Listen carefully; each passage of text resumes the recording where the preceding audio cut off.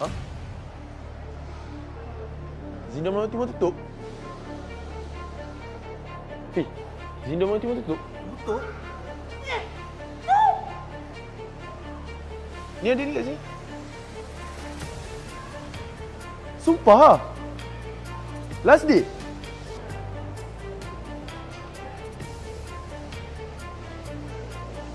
Depan Brands Outlet. Aha.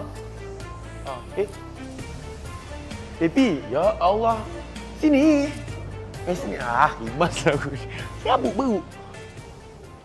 Lah, bukannya tutup guys. Rupanya dia pada tingkat 3, korang turun 2 tingkat dekat level 1 betul-betul depan Brands Outlet. Kita akan buka kios baru.